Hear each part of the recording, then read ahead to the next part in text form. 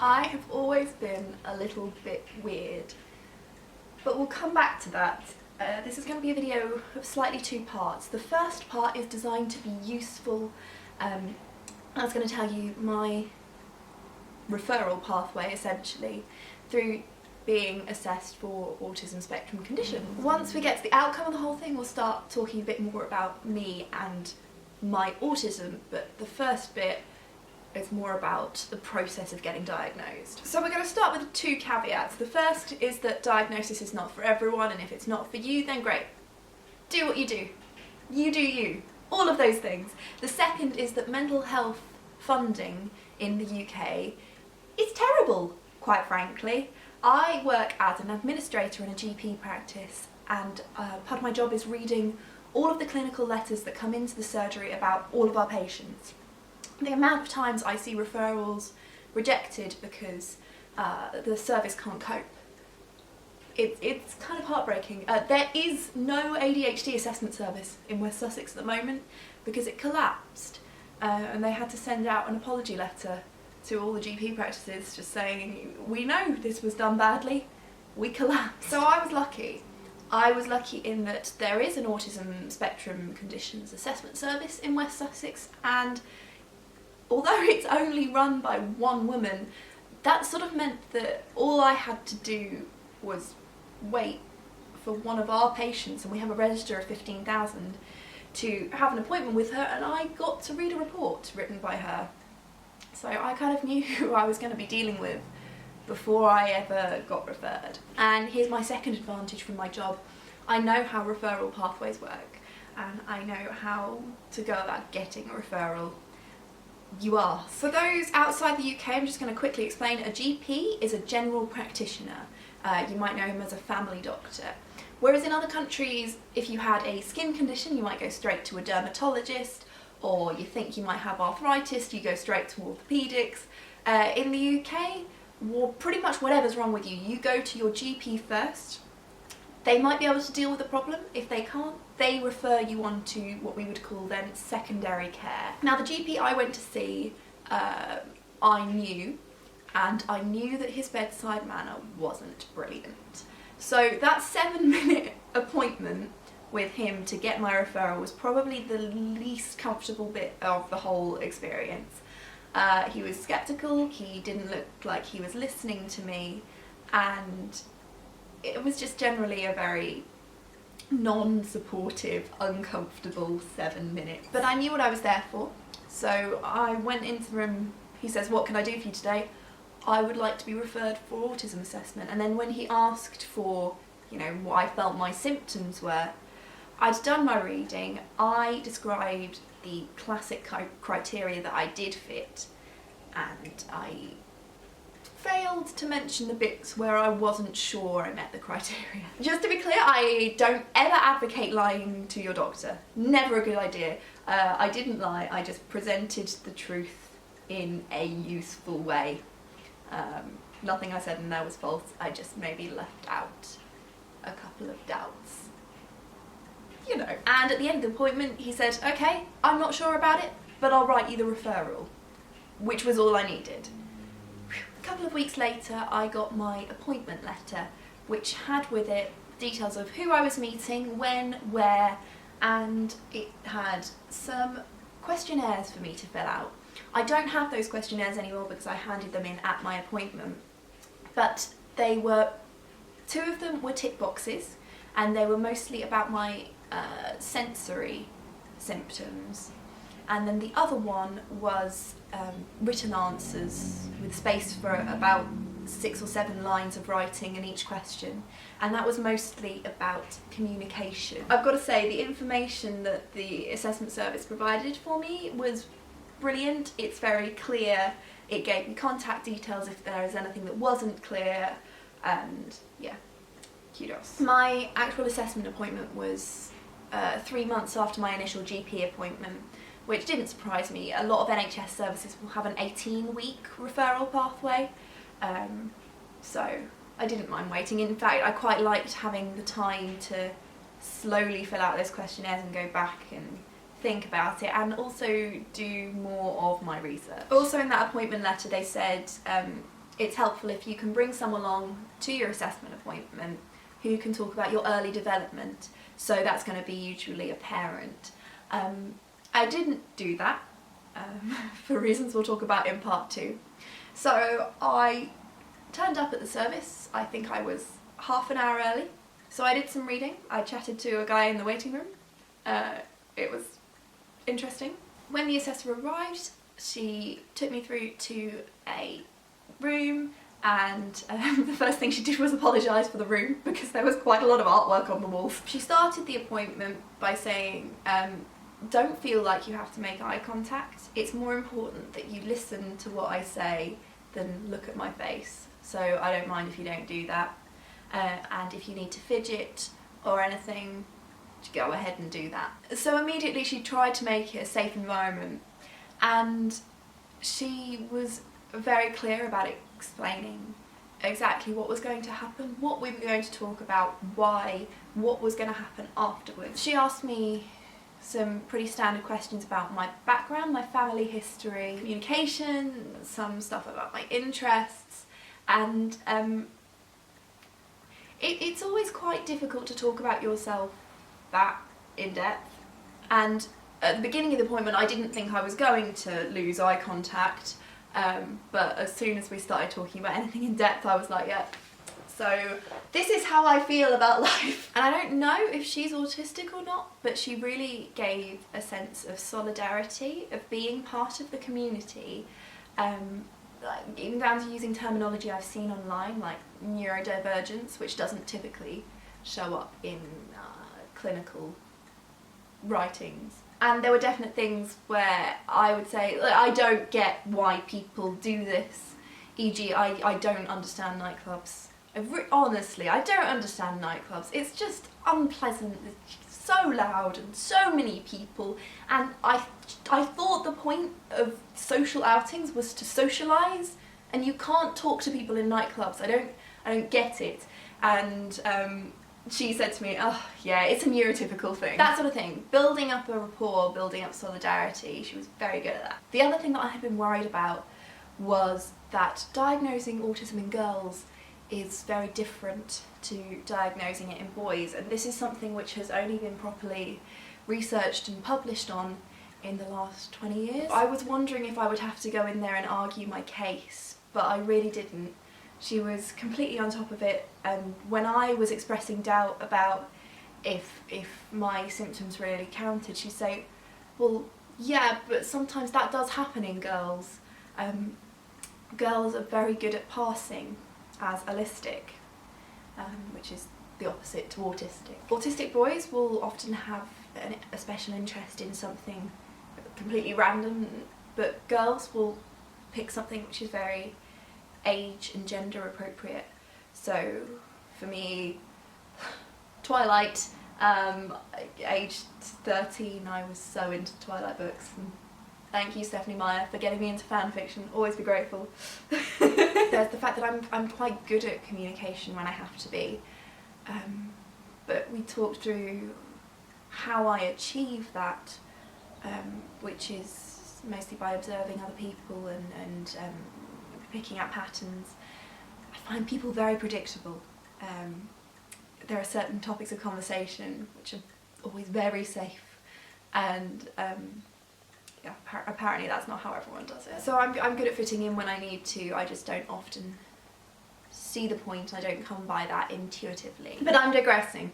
We're going back to the practicalities. I was just trying to illustrate the point that if my experience is reliable across the rest of the UK, then even if your GP is not completely up to date with the ongoing research into autism spectrum conditions, your assessor really should be. And yeah, if you can get your referral, then that's the bit where I wouldn't necessarily trust the GP to make a definitive diagnosis, but that's what the assessment services are there for, and I did trust her a lot. When we got to the end of the appointment, she said, okay, I'm going to take it now. I do think that you have an autistic spectrum condition. I could say that you just have autistic traits, but I don't find that people find that useful. I don't know if that's true for everyone, but it is true for me. I like having a yes/no answer. So what's quite interesting is that when I read my final report, I did feel like she'd done exactly what I did in my initial GP appointment, which was really present the bits where I classically fit the criteria and maybe omit some of the bits where I didn't perfectly. She did then have a phone conversation with my mother to get an early developmental history, but she said to me, if what my conversation with your mother does change my mind, and I really don't think it will, then I will let you know before I do anything else. It was such a supportive experience. That report, she emailed it to me and said, okay, this is the thing, do you want to make any changes before I send that back to your GP? I only corrected a couple of points, I think, and they were mostly factual, or yeah, could you take out references to specific family members because they're known socially to my GP. So yeah, once I got through to the assessment service, I felt really supported, really engaged in my own, I don't want to say healthcare, but you know what I mean. I felt really engaged in the process. I felt like I was being consulted as an adult and as, you know, someone who was participating, not just like being looked at. I felt like I was a part of it, and I really appreciated that. So that ends part one of the video. This is already really long, but we're now going to go on to me and my autism, and to do that I'm going to go and get my report and I'm going to read bits of it out, not the whole thing, because some of it is quite embarrassing. Some of this was quite interesting to me to read because it was based on the phone conversation with Mum, and it's not necessarily things that I remember. This is describing me sort of preschool age. Megan appeared to interact well with other children, but did not have any friends. Most socialising was organised by her mother. Although Megan did not ask for another child to play after playgroup, she would generally interact well with the child when this was arranged by her mother. As Megan got older and was given a choice about socialising, she often declined the opportunity. Megan's mother said that Megan is able to fit in, but this is also very exhausting for her.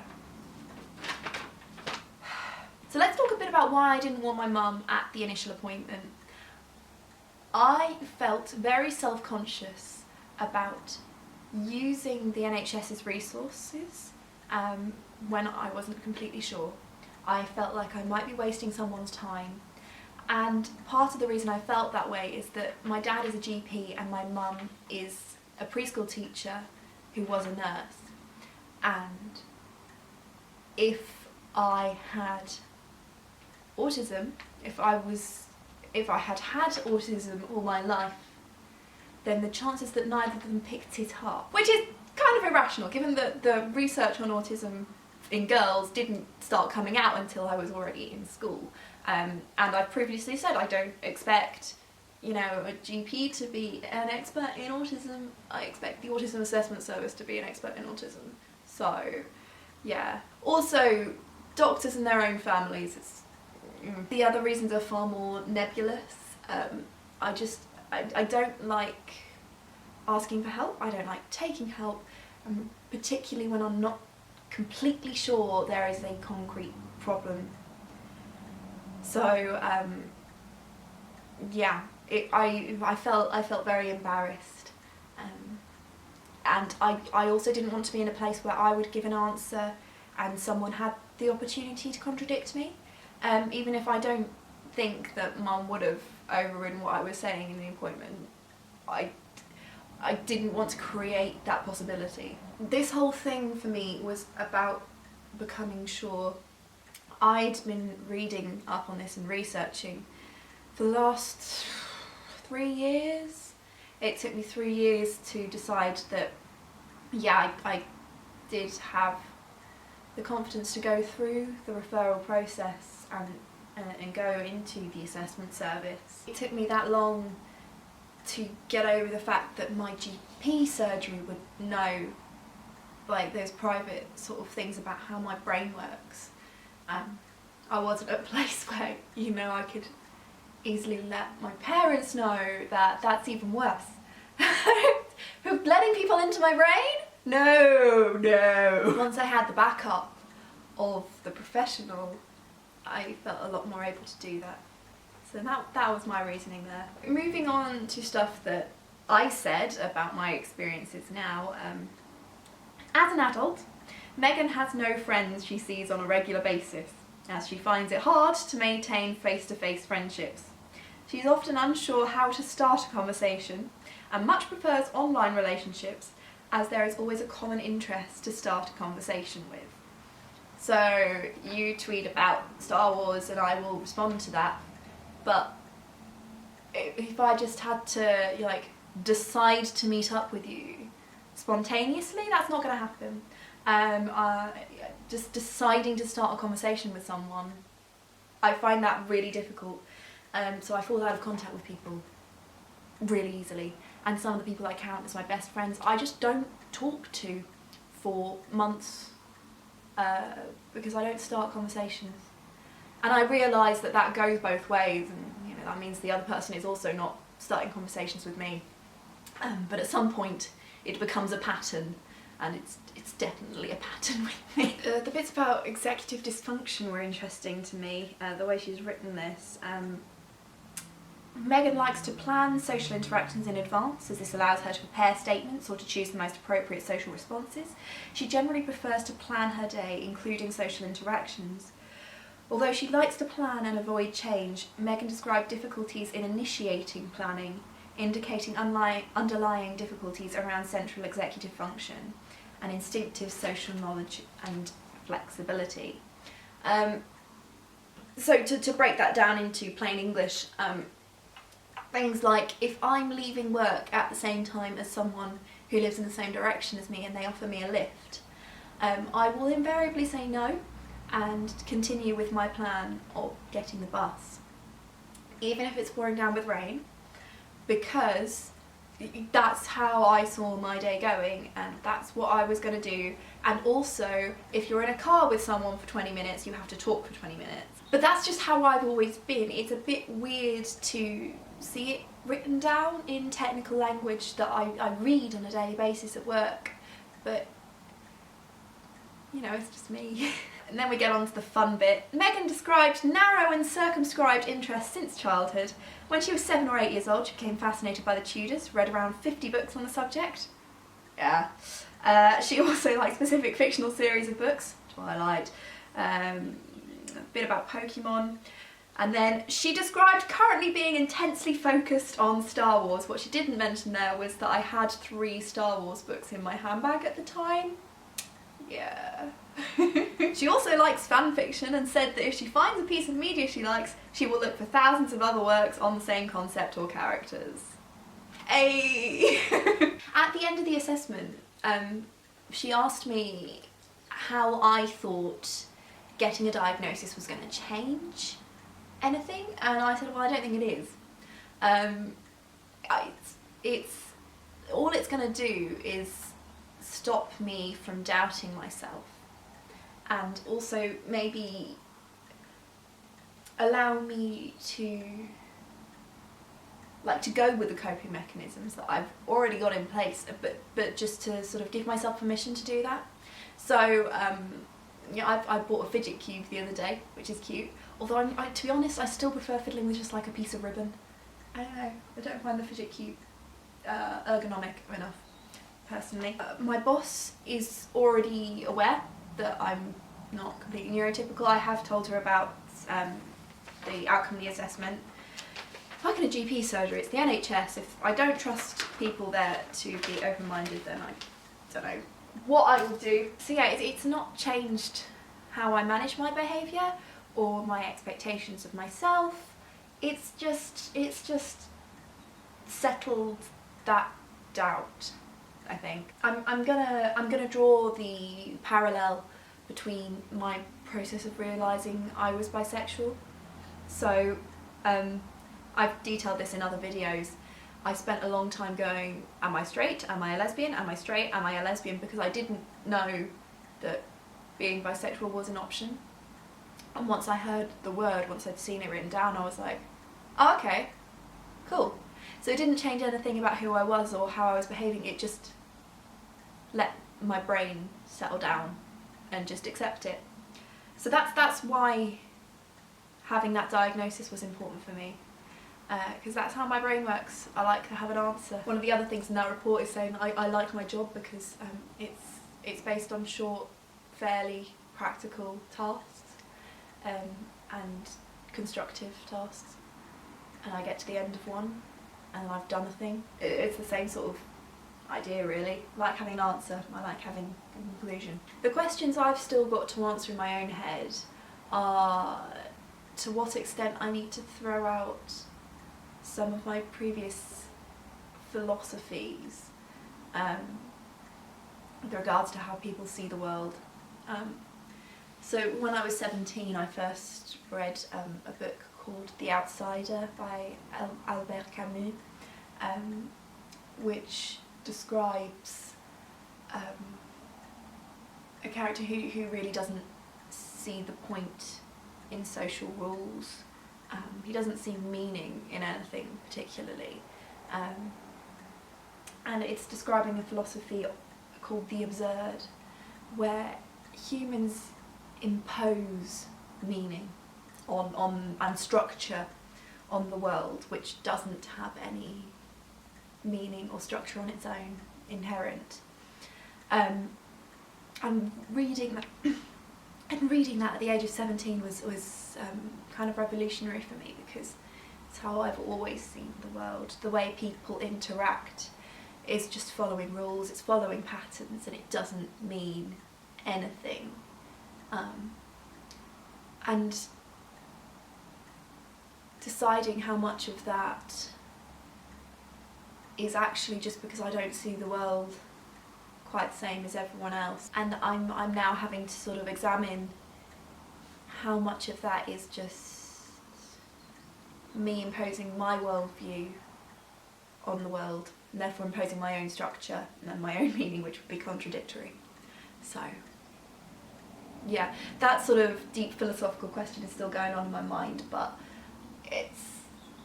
I feel more settled now. Anyway, I've now been filming for over an hour, and the tumble dryer stopped about half an hour ago, so I should go and deal with that. I would be interested to hear other people's experiences of either being neurodivergent or diagnosis through the NHS or in other countries, anything really about your related experiences. So do leave comments or make other videos, that would be cool. And yeah.